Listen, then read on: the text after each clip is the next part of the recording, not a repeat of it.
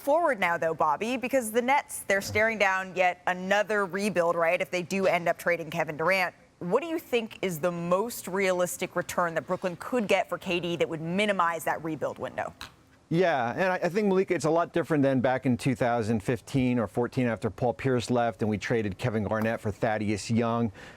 Here you have Kevin Durant, 33 years old, MVP candidate. Will not leave for nothing here. So when you're looking at Brooklyn, you will get 4 first-round picks. You will get pick swaps for him. The goal now is to get that established young player, and the likelihood is that a player like Scotty Barnes is off the table. Now, who is going to be that next player or players?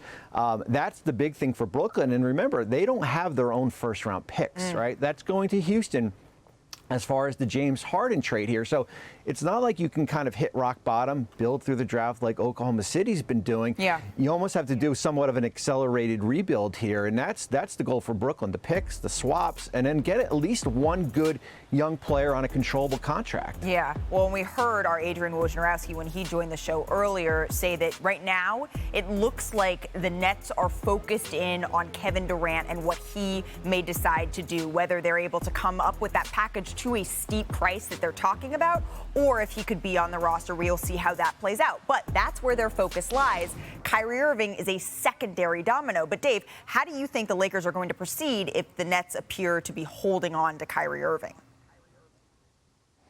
Well, they have to figure this thing out, Malika. They are waiting to see if Brooklyn will, in fact, decide to try to bring both those guys back. And the thing I learned in reporting the last couple of days in Vegas is that it seems to be the summation of the Nets thinking is that Kevin Durant made a decision to ask for this trade at a time where emotions were running high, seeing his former team, the Warriors, win a championship, and perhaps with the passage of time, he'd want to come back to the fold. And they're not going to make a move like trading Kyrie Irving until they hear it from the horse's mouth and they get a clear message from Kevin Durant what his intentions are moving forward.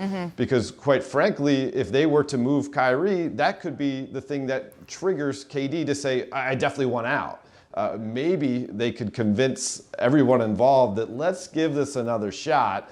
And that's why it's unlikely for the Lakers to be able to pry Kyrie away in the interim. And at some point, they'll have to start looking at a plan B or a plan C. Well, that's why sometimes it's just like, okay, what do you say to children, right? Just take a deep breath, and we're all gonna figure it out. And that could be what we see happen here. Zach, you've had a couple of days to take some deep breaths. You've been off KD Kyrie duty for a little bit, so let's put you back on it. What do you think of everything we just heard? I think it's all dead on, and really, in the last couple of days, nothing all that notable has happened. The market is kind of frozen. It is where it is. They're not getting the requisite offers that they think they should get for Kevin Durant.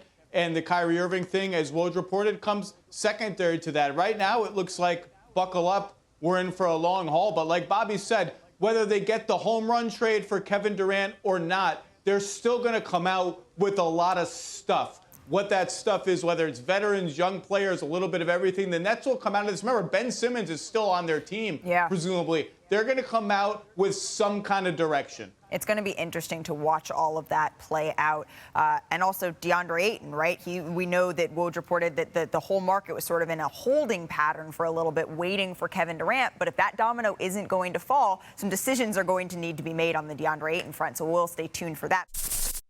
Thanks for watching ESPN on YouTube. For live streaming, sports, and premium content, subscribe to ESPN+.